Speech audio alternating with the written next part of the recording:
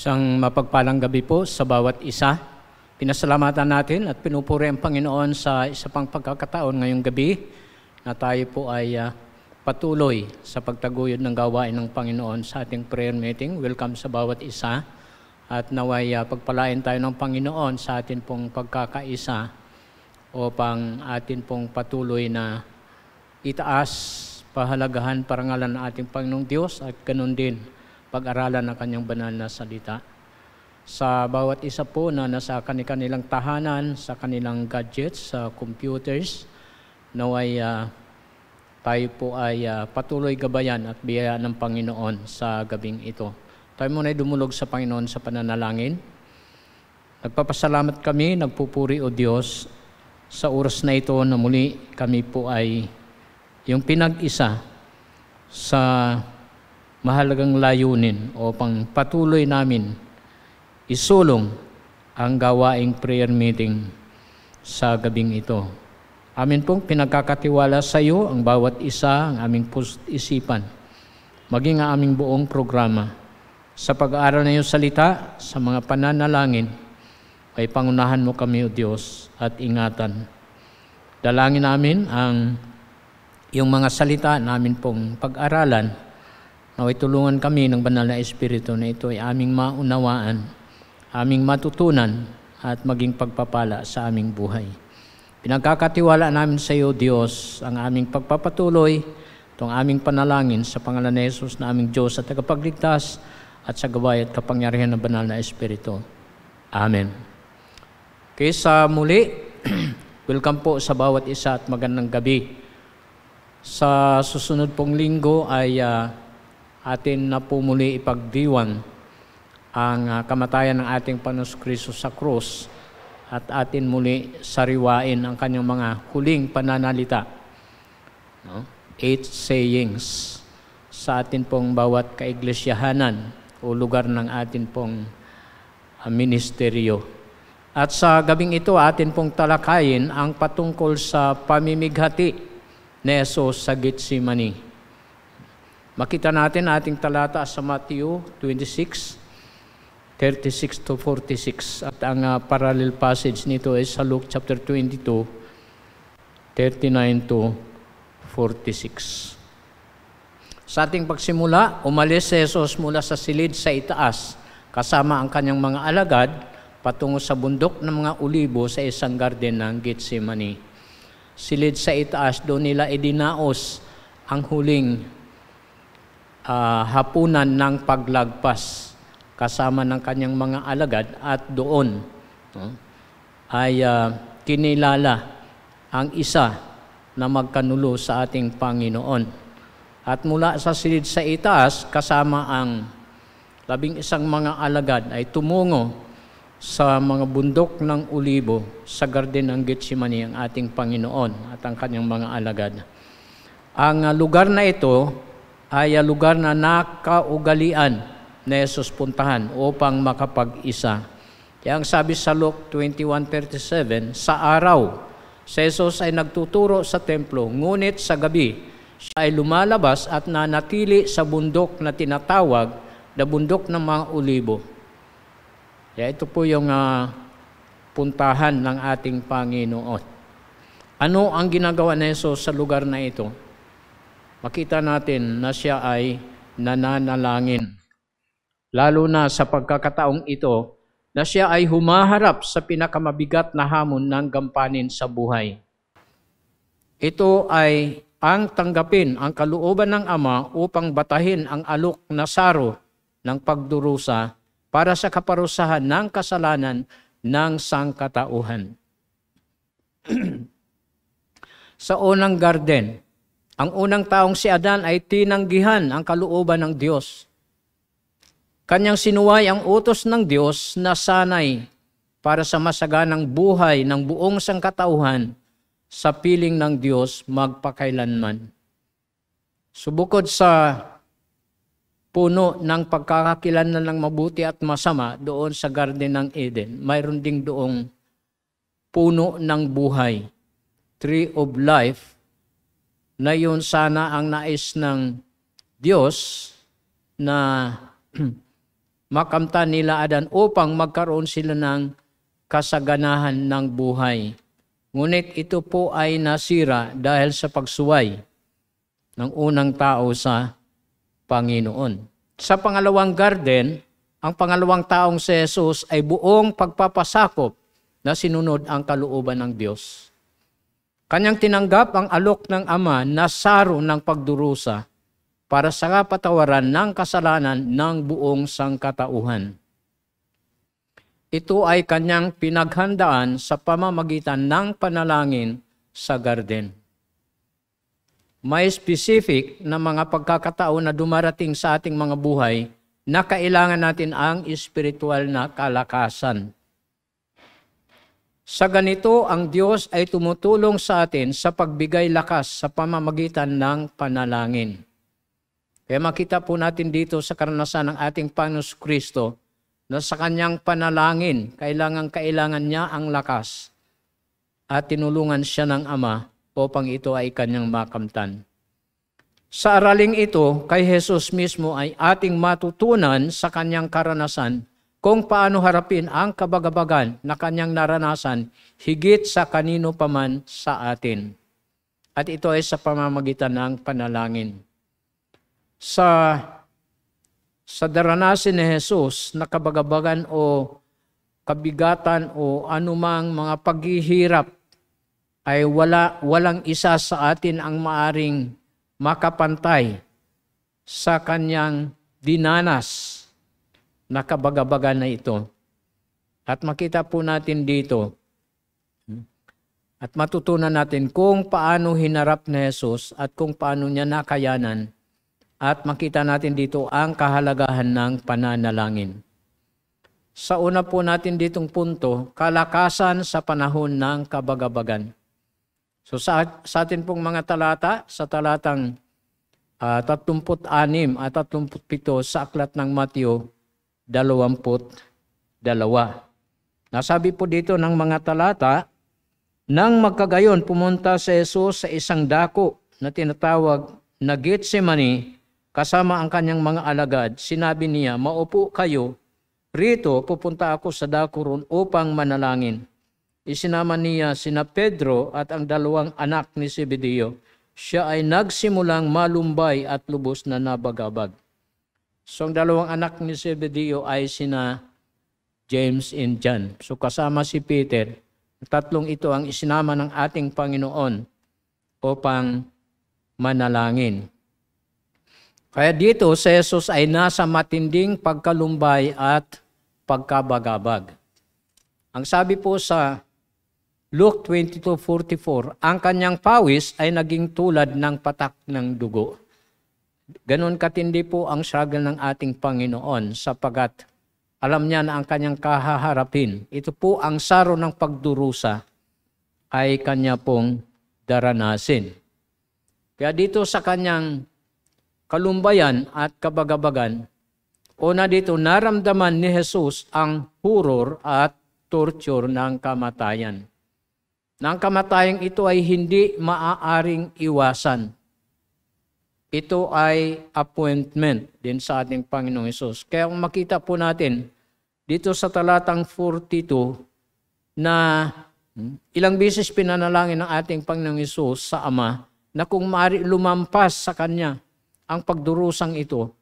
Ngunit, ang sabi niya, hindi ang Kanyang kalooban, kundi ang kalooban ng Ama ang matutupad.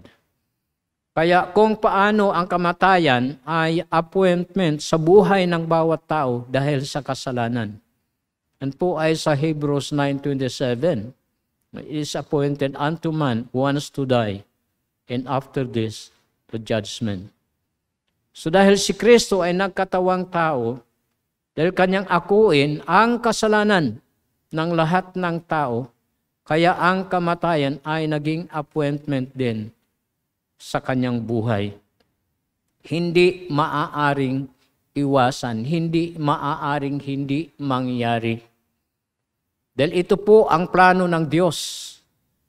Ito ang kalooban ng Diyos Ama. Sapagkat kung hindi dahil dito ay wala po tayong pag-asa at wala po tayong kaligtasan.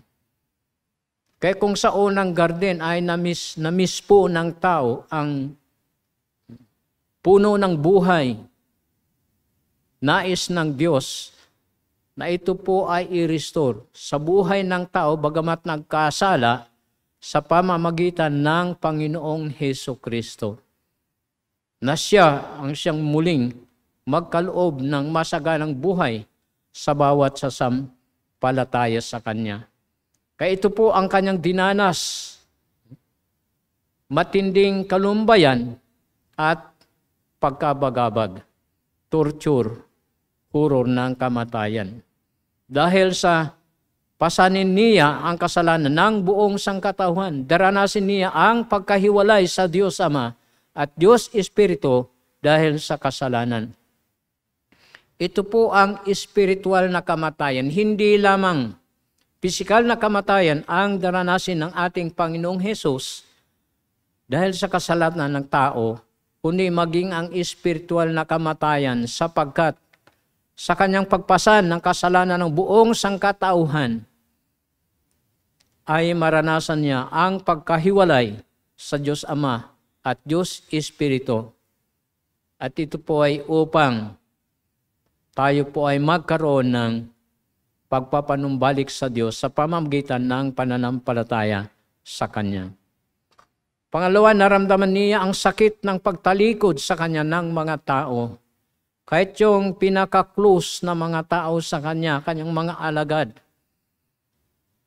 Kanyang mga kasama palaging mga tao ay tumalikod sa Kanya.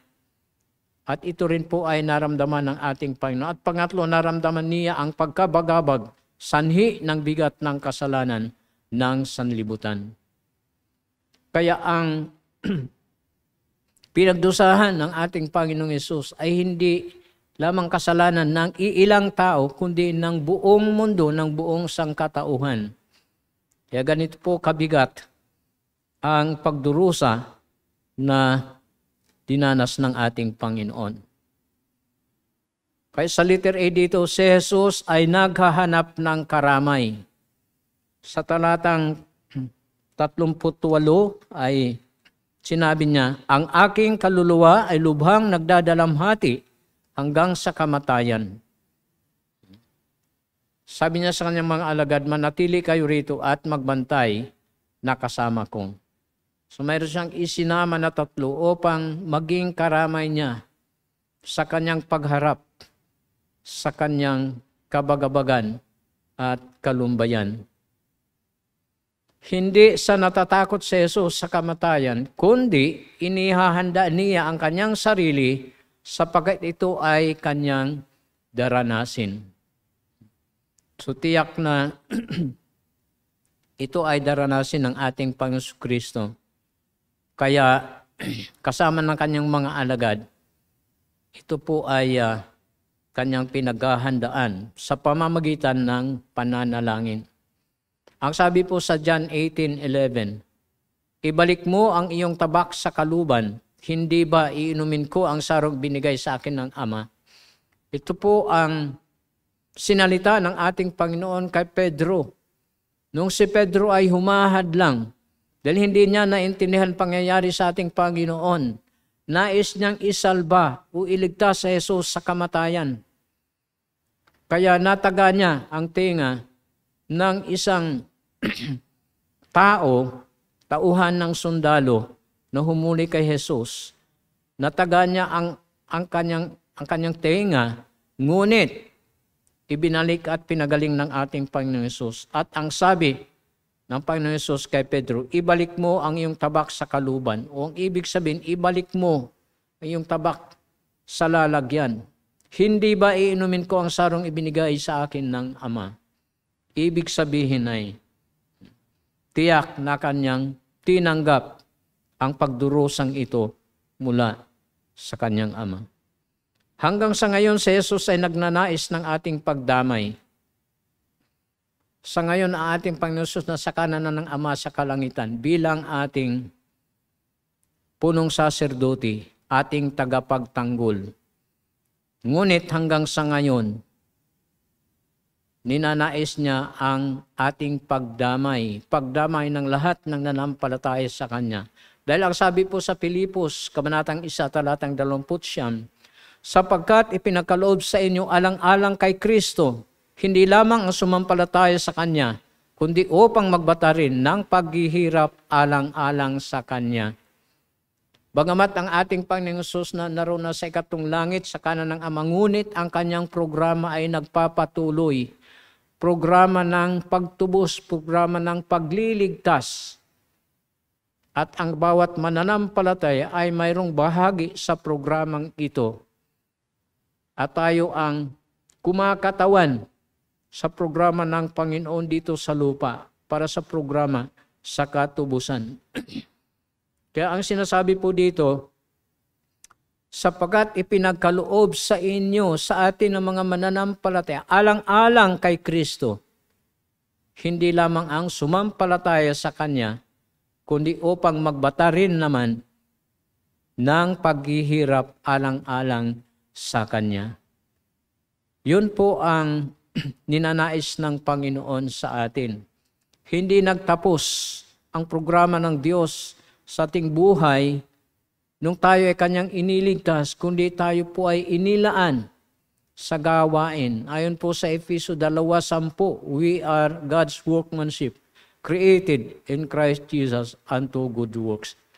At ang good works na ito ay kailangan natin magsakripisyo. Kailangan natin magtiis, lalo na sa gitna ng mundong ito na masama. Kaya ito po ay pinagdusahan ng ating Panginoon. At sa ngayon, kailangan natin siyang damayan sa pamamagitan din ng ating pagsakripisyo para isulong ang Kanya pong programa sa katubusan at pagliligtas sa mga tao. Sa letter B, si Jesus ay nangailangan ng lakas sa Kanyang pamimighati. Po sa talatang 39.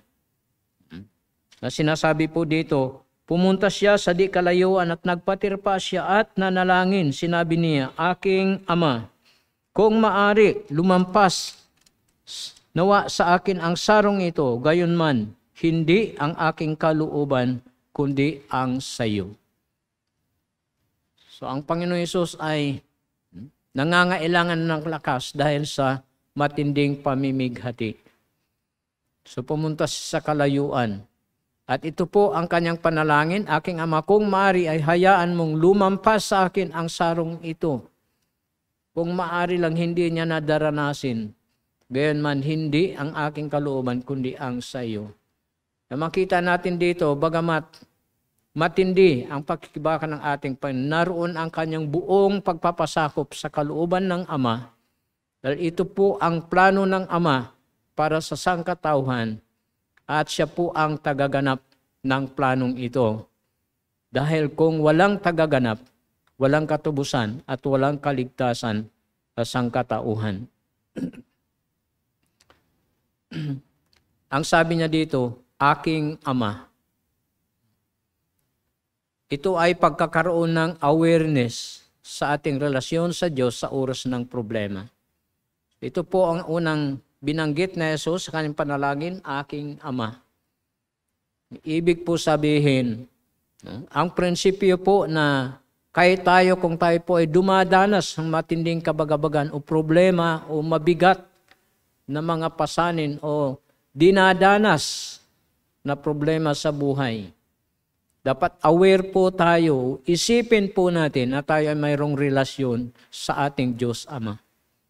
Kung minsan ang mabigat na problema ay nagdudulot sa atin ng confusion o nagpapanik tayo ng ating isip kung minsan ay wala na sa tamang direksyon, wala na sa tamang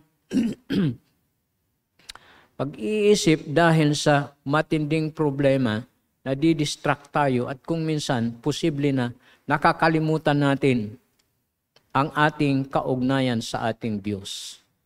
Ngunit ito po ay napakahalaga na sa pinakamabigat na problema na atin pong maranasan sa buhay, isipin kaagad natin, tayo po ay may relasyon sa ating Diyos Ama. At ang ating Diyos Ama ay siya lamang ang higit na makapangyarihan sa lahat na walang imposible sa Kanya. At sa Kanya, tayo po ay magtatamo ng kalakasan. Sapat hindi po tayo maaaring pababayaan ng ating Diyos Ama. Kaya ito pong makita natin dito sa ating Panginoong Hesukristo, Kanyang pagtawag sa Ama. Pangalawa, pagkilala ng kalooban ng Diyos sa oras ng problema.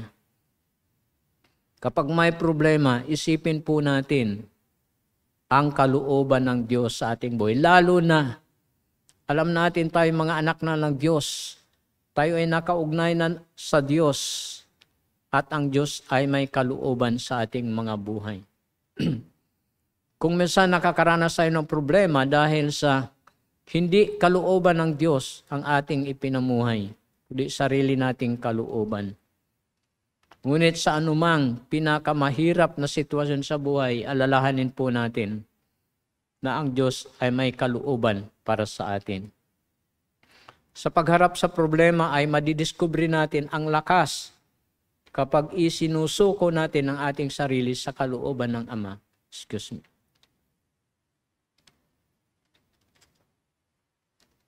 Mahalaga po na ating tandaan ito. Sa pagharap sa problema, kailangan naroon po yung ating buong pagsuko sa kalooban ng ating Diyos Ama. At siya ay magbibigay sa atin ng lakas. Sa kahilingan ng ating Panginoon Jesucristo, na kung maari alisin ang pagdurusa, hindi po ito ang kalooban ng Diyos na mangyari. Ngunit, si Jesus ay binigyan ng kalakasan ng Ama upang ito ay kanyang batahin. Maging ang Apostol Pablo sa kanyang karanasan nung siya ay mayroong mabigat na problema sa kanyang katawan, humiling sa Panginoon, alisin ang kanya pong mabigat na pinagdadaanan. Ngunit hindi po maari sapagkat yun ay kalooban ng Diyos sa kanya. Ang tugon ng Panginoon, ang aking biyaya ay sapat na sa iyo. Yun po ang kailangan natin. Kailangan natin sumunod, magpasakop sa kalooban ng ating Diyos at ang kanyang biyaya ay sapat at higit sa ating mga problema at pangangailangan. Mayroong kalakasan mula sa ating Panginoong Diyos. Sa pangalawa po, kalakasan sa paglaban sa tukso. Talatang 41. Pumunta siya sa mga alagad at nasumpungan niya silang natutulog. Sinabi niya kay Pedro, hindi ba ninyo kayang magbantay ng 1 oras na kasama ko? Magbantay kayo at manalangin upang huwag kayo pumasok sa tukso. Ang espiritu nga ay nagnanais, ngunit ang katawan ay mahina. Ang tukso po ay laging nasa palibot natin. Ang kapangyarihan ng kasamaan ay laging handa sa pag-atake sa atin. Yun po ang ating kalagayan dito sa mundo.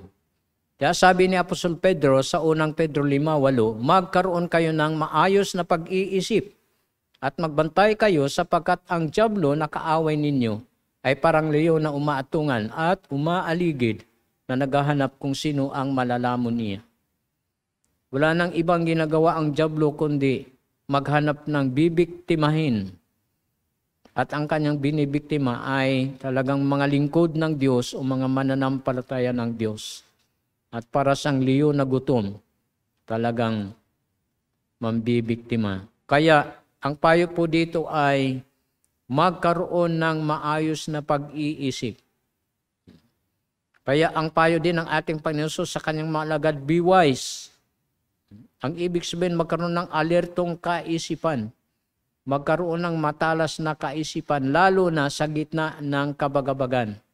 Mapagbantay, ang ibig sabihin ay, bantayan po natin ang ating sarili. Huwag po tayo maging pabaya dahil ang ating kaaway, ang dyablo, ay handang bumiktima.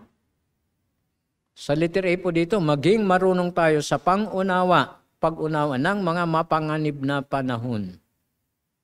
Totoo po yun. Ang hindi pagpapanalangin ay kabiguan sa pagiging loyal sa Diyos. Kaya nandyan, makita natin sa ating Panginoong Hesus, lagi po siya nananalangin. Sa bawat mayroon po siyang gampanin. Higit sa lahat, ito pong gampanin na kanyang pagdusa ng kasalanan ng buong sangkatauhan.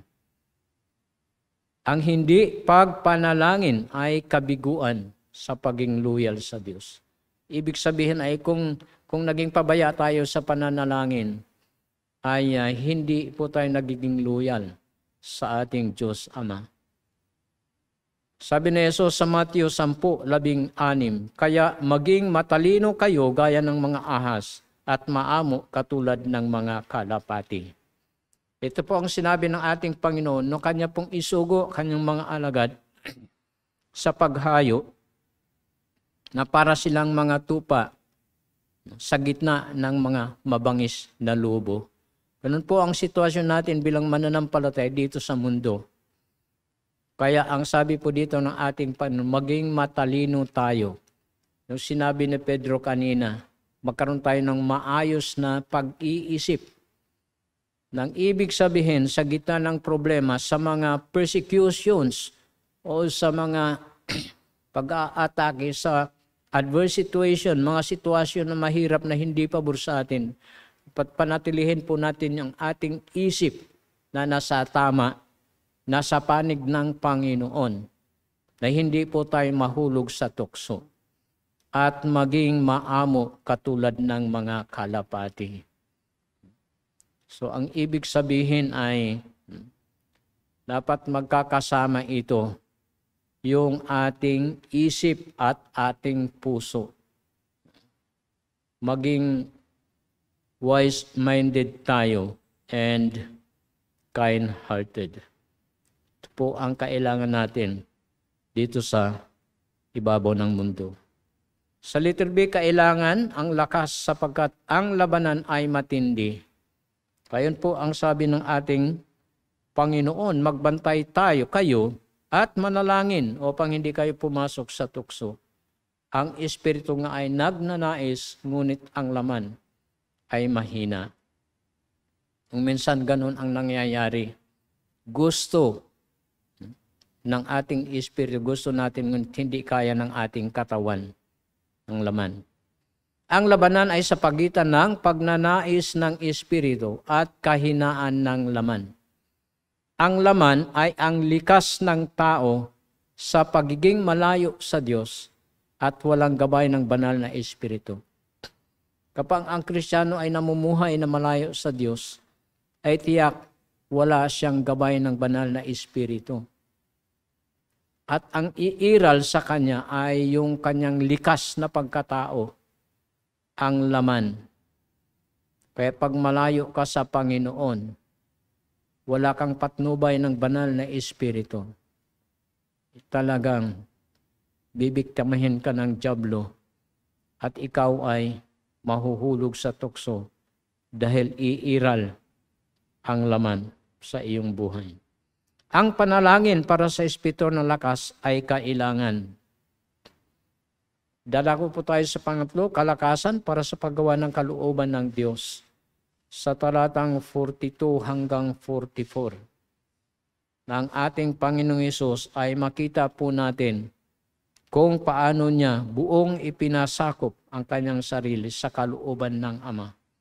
At sa ating paggawa ng kalooban ng Diyos, dalawang problema ang atin pong kinakaharap. Mga pangunahing problema. At una po dito, higit na inuuna at pinahalagahan natin ang hindi kasing importante ng kalooban ng Diyos. Ang pinaka-importante na pahalaga natin sa ating buhay ay ang kalooban ng Diyos. Ngunit kung minsan, ito po ay mayroong conflict sa pagitan ng ating kalooban ng ating Diyos. Kapag hindi tumugma ang ating kalooban sa kalooban ng ating Panginoong Diyos, mayroong pagkakataon na nauuna po natin ang ating sariling kalooban. Ngunit, ang sarili po natin kalooban ay hindi po kasing importante ng kalooban ng ating Diyos. Kaya ito po ang unang problema na ating kinakaharap pagdating sa pagtupad sa kalooban ng ating Diyos. Pangalawa po, nakakahigit ang ating pagkaalam patungkol sa kalooban ng Diyos kaysa sa ating paggawa ng kalooban ng Diyos. Ano pong ibig sabihin? Marami tayong alam tungkol sa kalooban ng Diyos, ngunit konti lang ang ating ginagawa. Konti lang ang ating tinutupad. Kaya nandyan po ang ating pagkaalam, marami tayong nalalaman. Dahil madalas po tayo nakikinig ng salita ng Diyos. Marami po tayong natutunan, nalalaman patungkol sa kalooban ng Diyos. Ngunit ang problema ay kulang tayo sa pagtupad. Kulang tayo sa paggawa. Ang pagsunod sa paggawa ng kalooban ng Diyos ay kailangan ng pagpapasakop. Yun po ang dahilan na nahirapan po tayo tuparin ang kalooban ng Diyos dahil kulang po tayo sa pagpapasakop sa kalooban ng Diyos. Yun nga po, kapag sarili po natin talaga ang ating sinusunod, ay kalooban po natin ang ating din sinusunod. At hindi ang kalooban ng ating Diyos dahil kulang sa pagpapasakop. Isipin po natin dito, kung hindi ipinasakop na Jesus ang kanyang kalooban sa kalooban ng Ama, ay mabibigo ang plano para sa katubusan at kaligtasan ng sangkatauhan. Ngunit ang ating Panginoong Hesukristo, sa kanyang pagkatawang tao, ni minsan hindi siya nagkamali, ni minsan hindi siya nagkasala, ni minsan hindi nabigo ang Ama sa kanya sapagkat higit sa lahat, kanya pong buong ipinasakop ang kanyang sariling kalooban sa kalooban ng Ama. Kaya bagamat siya po ay dumanas ng iba't ibang uri ng tukso, ay hindi po siya nabigo, hindi po siya nahulog sa tukso, na natili siyang perpektong matuwid para sa atin. Dahil kalooban ng Ama lamang ang kanyang nais tuparin. At sa atin pong buhay, ito po ay napakahalaga na ang kalooban ng Diyos ang atin pong unahin sa atin pong mga buhay. Sa pang-apat po, kalakasan para sa panahon ng krisis. Sa talatang 45 at 46, sinasabi dito, pagkatapos ay pumunta siya sa kanyang mga alagad, sinabi niya sa kanila, matulog na kayo at magpahinga. Narito, malapit na ang oras at ang anak ng tao ay ipagkakanulo na sa mga makasalanan. Bumangon kayo at lalakad na tayo. Narito, siya na nagkakanulo sa akin ay malapit na. Po ang sinasabi sa huling talata. Malapit na ang oras, sabi ng ating Panginoon. So ito po ay krisis. May panganib at may oportunidad sa krisis, sa buhay ng mananampalataya. At ito ay inilalarawan ng labanan sa pagitan ng walang hanggang layunin ng Diyos at ng kapangyarihan ng kasamaan sa mundong ito. Ang daranasin ng ating Panginoon, ang saro ng pagdurusa, ay mayroong walang hanggang mabuting layunin ang Diyos para sa sangkatauhan. Ngunit nandyan din ang kapangyarihan ng kasamaan na nais humadlang. Mula noon hanggang sa huling pagkakataon ng ating Panginoon Kristo sa kanyang buhay, ay nandyan ang maraming mga balakin at pag-aatake ng kalaban upang siya ay hadlangan, upang siya ay patayin. Ngunit, ang walang hanggang layunin ng Ama ay nariyan at kanyang iniingatan at maging ating Panginoon Jesucristo. Ito ay kanyang pinangyari. Kaya ang sabi sa talatang 46, bumangon na kayo, aalis na tayo. Narito siya na nagkakanulo sa akin ay malapit na. O si Jesus ay naging matatag sa pagharap sa mga krisis na may sapat na kalakasan mula sa Ama dahil sa panalangin. Kaya sa mga kapatiran po natin, hindi man natin alam, ngunit ang ating Diyos ang nakakaalam. Iba sa atin ay nakakaranas ng mga mabibigat na problema, mabibigat na pasanin, mabibigat na pinagdadaanan. Ngunit tulad po ng ating Panginoong Hesus, siya po ay naging matatag dahil binigyan siya ng kalakasan ng Ama dahil sa kanyang pananalangin. Kaya alalahanin po natin ang mga lesson dito po sa ating pinag-aralan, lalo na habang nanatili po tayo dito sa lupa. Ang sabi po ng talata kanina sa Pilipos 1:29, tayo po ay inilaan ng Diyos pagkatapos manampalataya na makipagtiis sa ating Panginoong Hesukristo. At kasama po dyan ang atin pong pananatili sa pagtitiwala sa ating Diyos at pagpapasakop sa kanyang kalooban, gaano man kasakit kabigat ang ating mararanasan. At salamat sa panalangin na ang ating Ama ay handang tumugon ayon sa kanyang takdang panahon at kalooban. Purihin ng Panginoon sa lesson ngayong gabi, nawa mayroon po tayong natutunan at makita natin kung gaano kahalaga ang dinanas ng ating Panginoon Kristo alang-alang sa atin upang tayo na nawalan ng pag-asa, nawalan ng buhay dahil sa pagkabigo ng unang tao, ay maaari niyang maibalik tayo sa kasaganaan ng buhay dahil sa ating Panginoon Kristo. Tayo manalangin. Salamat Panginoon sa katotohanan ng iyong salita na aming natalakay sa gabing ito. Salamat sa paalaala sa amin ng mga mahalagang bagay kung gaano kahalaga ang plano ng Ama sang katauhan. Kung gaano kahalaga ang pinagdaanan ng aming Panus-Kristo alang-alang sa amin. Salamat sa buhay na patuloy pinagkakatiwala sa bawat isa. Tulungan mo kami, Panginoon, na ito po ay aming gamitin na mayroon pong pagpapasakop sa iyong kalooban at patuloy na pagsunod sa iyo pong mga salita at sa iyo pong mga gawain. Pangunahan mo kami, patuloy patnubayan, O Diyos, sa amin pong mga kabigatan ngayong gabi, sa mga panalangin na aming dadalhin sa iyo. Sa pangalan ni Jesus namin, Diyos, tagapagligtas. Amen. Sa atin pong mga prayer items,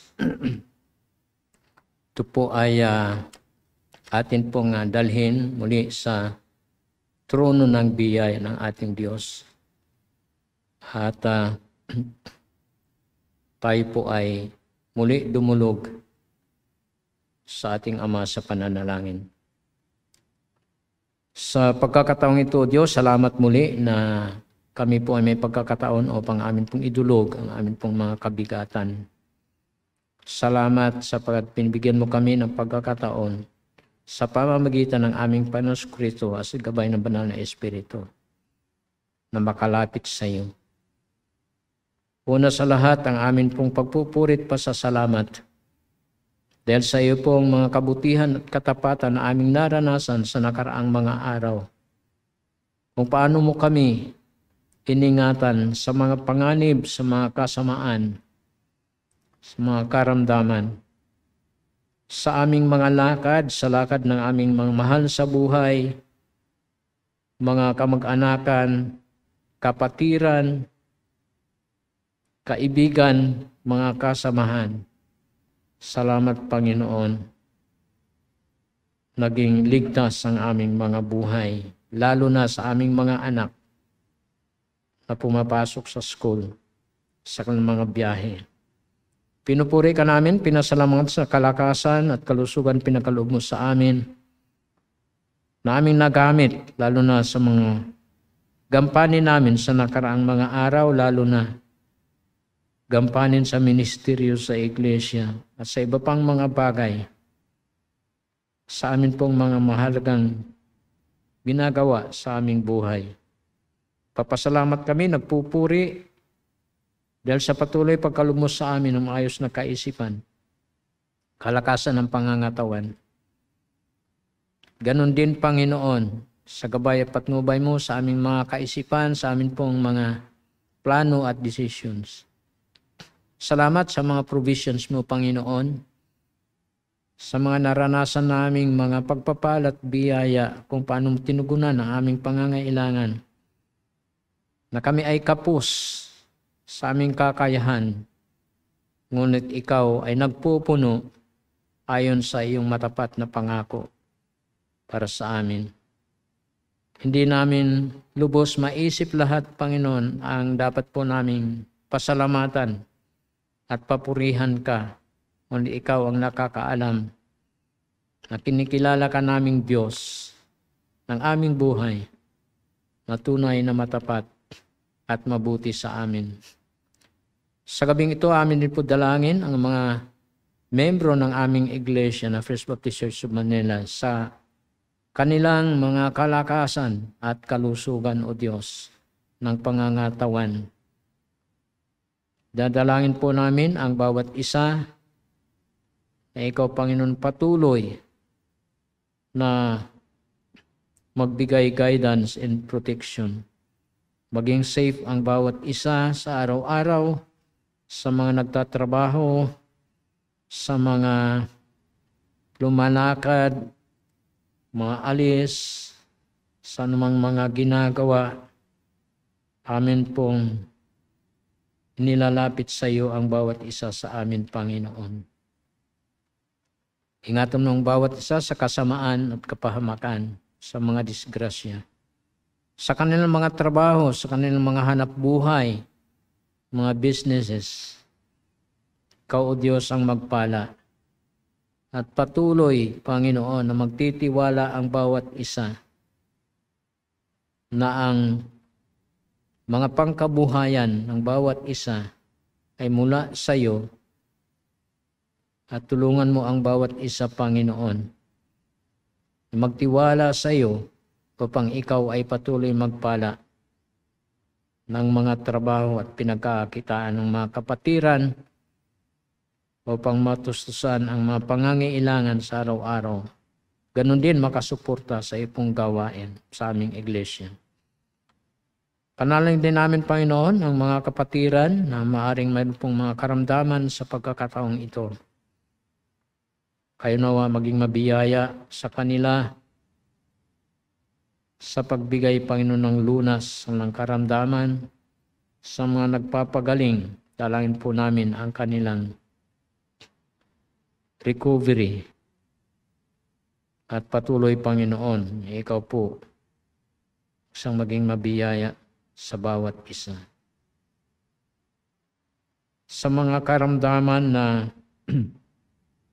bagamat kaya naming dalhin, ngunit kailangan pa rin namin, Panginoon, ang iyo pong tulong upang lubos po namin maranasan ang buong kalakasan at kalusugan ng aming pangangatawan, lalo na sa amin pong pamumuhay sa araw-araw. Sa mga kapatiran na mayroon pong mga suliranin na pinagdadaanan, mayroong mga concerns na pinapanalangin, mga problema, Panginoong Diyos, samahan mo sila, tulungan sa pagkaroon ng lunas na solusyon.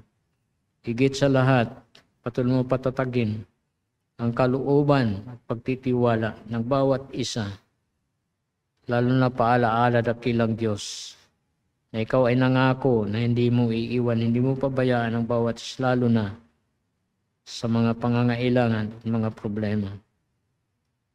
Pagkaloob mo rin, Panginoon, ang pangangailangan ng mga nasa mayroong matinding pangangailangan. Financial man o anumang bagay, emotional, spiritual, mental, lahat ng area sa aming buhay. Sino man ang mayroon pong mga pinagdadaanan, dalangin po namin, Diyos, ang iyong tulong, provision ng pangangailangan. Aming dalangin ang mga senior citizens, ang pagkaloob mo, Panginoon, ng kaginhawahan at kalakasan ng pangangatawan sa kalalagayan ng bawat isa. Ikaw ang nakakaalam, Panginoon, kung sino po ang mayroon pong dinadanas ng mga problema sa katawan dahil sa edad, sa mga nagpapagamot. Biyayaan mo, Panginoon, at sa mga maintenance, mga gamot na iniinom, ikaw po ang mag-provide. At ikaw, Panginoon, ang bigay ng gabay at pag-iingat sa araw-araw. Pag-iingat sa mga disgrasya upang mailayo sa kapahamakan ng bawat isa sa amin ng mga senior citizen. Ikaw po ang patuloy magbigay ng lakas sa araw-araw, kasiyahan, kagalakan sa buhay na patuloy pinagkakatiwala at sa patuloy na pagtitiwala sa iyo. Ganon din, Panginoon, dalangin po namin ang aming mga pastors and church workers, aming mga Christian education staff sa aming iglesia. Ikaw po patuloy maging mabiyaya. Ikaw, Panginoon, patuloy manguna sa mga ginagawa, lalo na sa mga bagay may kinalaman sa ministeryo ng iglesia, sa pag-aaral, sa mga plano, sa mga gampanin, Panginoon, para sa ikalalago ng aming iglesia, ikalalago ng mga mananampalataya, lalo na, Panginoon, sa bawat pangangaral at pagtuturo ng iyong banal na salita. Biyayaan mo ang bawat isa, Panginoon, na manatili na karapat-dapat sa iyong harapan at kagamit-gamit. Pag-iingat mo sa buhay ng bawat isa, ganun din, Panginoon, pagpapatibay sa bawat isa. Panalangin po namin dakilang Diyos, maging ang financial na pangangailangan ng aming iglesia upang patuloy masuportahan lalo na ang pangailangan ng misyon sa mga missions, Panginoon, mga missionaries na tinutulungan ng aming iglesia na ito may pagpapatuloy sa pamamagitan ng pagpapasagana mo, O Diyos, sa financial na pagpapala sa aming iglesia. Gamitin mo ang mga kapatiran, Panginoon, sa kanila pong pagsuporta sa financial na bagay. Panalangin din namin, Panginoon, ang paglago at ang katatagan ng aming iglesia. Walang iglesia na walang problema sapagkat ito ang tunay na kalalagayan dito sa mundo. Kaya kayo pong mag-ingat, magpalago at magpatatag sa amin pong iglesia, First Baptist Church of Manila. At panalangin din namin, Panginoon, na amin pong mga church Sunday services and activities. Lalo na sa darating na Sunday, ang aming mga worship services sa early worship, sa mid-morning worship at sa vesper worship service. Mga speakers mo, Panginoon, tulungan mo sa mga preparasyon sa mensahe na kanilang ibahagi at ikaw magkaloob ng karunungan, kalakasan, patnubay, pag-iingat sa bawat isa. Naway tulungan sila, Panginoon, na sila ay maging buong handa sa araw ng linggong ito sa kanila pong bahagi, lalo na ang pangangaral ng ibanal na salita.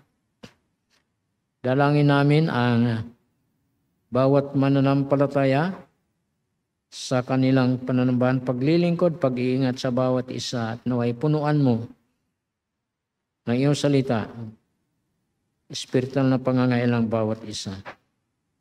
Ang aming Sunday Bible School sa lahat ng departamento, Panginoon, pinagkakatiwala namin sa iyo.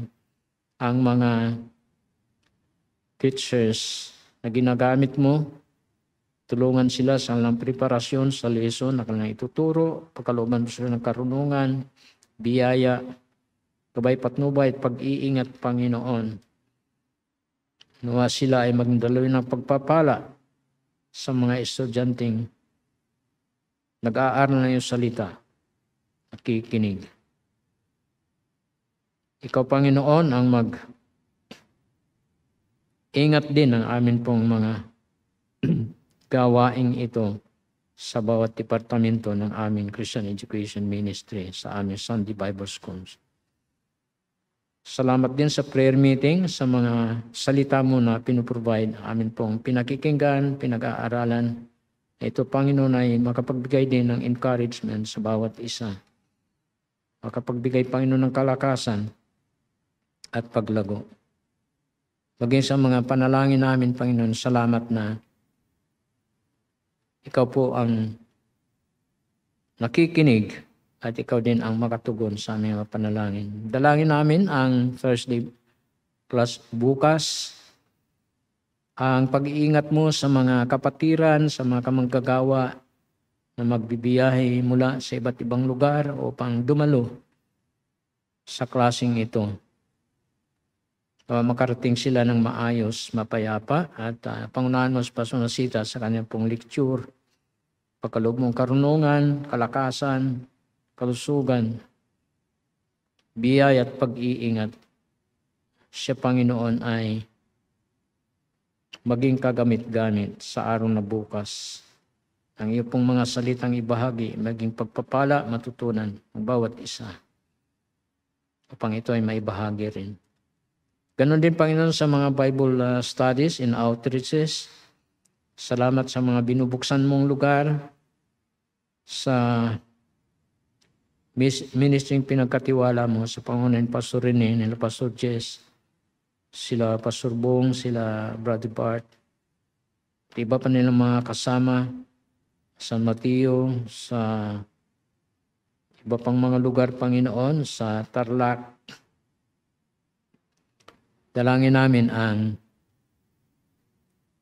tagumpay, Panginoon, ng mga gawain ito. Pagtuturo na yung salita at pagtuturo sa mga bata. Salamat sa mga ginagamit mong mga lingkod na ito, O Diyos.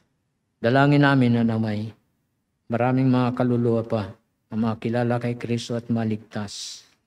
Ikaw pong magbigay proteksyon sa gawain, ikaw magbigay proteksyon sa mga lingkod mo sa paghayo, sa pagbiyahe. Ingatan mo pong bawat isa. Sa gawain, Panginoon, sa Tarlac, salamat din sa church anniversary. Paano ikaw po ang nanguna at naging pagpapala ang mga programa. Ito, Panginoon, ay nakikita namin ang progreso na iyong gawain. Ganon din, dalangin namin pangangailangan. At ganon din, Panginoon, ang gawain sa Calamba. Pangangailangan ng full-time pastor. Ito po iyong ipagkaloob at patuloy ikaw kumilos gumawa, Panginoon, sa gawain upang ang mga tao sa palibot ay maabot ng Ebanghelyo at maligtas. Ganon din ang paglago ng mga kapatiran sa pagpapatuloy sa pagsuporta sa gawain. Dalangin namin, Panginoon, ang mga Bible schools sa Lubao, sa Quezon, sa Mindanao, sa Visayas, at sa iba pang mga Bible schools dito sa Luzon. Panalangin namin ang pagkakaroon, Panginoon, ng mga estudyante na handang maglingkod at matrain. Dalangin namin makapag-produce ng mga pastors sapagkat maraming gawain at kulang manggagawa. Ikaw mag-provide, Panginoon, ng pangangailangan ng mga Bible schools, lalo na financial. Ganon din ang mga missions, mga missionaries sa ibang bansa, lalo na sinusuportahan ng aming pong iglesia. Dalangin namin ang matagumpay na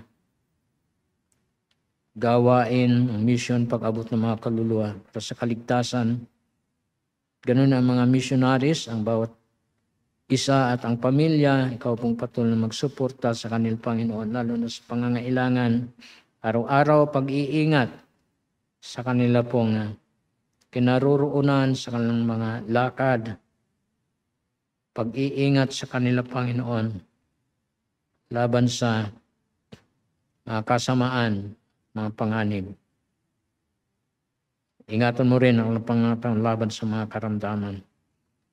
Dalangin namin ang tagumpay ng kanilang pong gawain sa missions, maging sa missions dito sa amin pong bansa, sa iba't ibang dako ng aming lugar.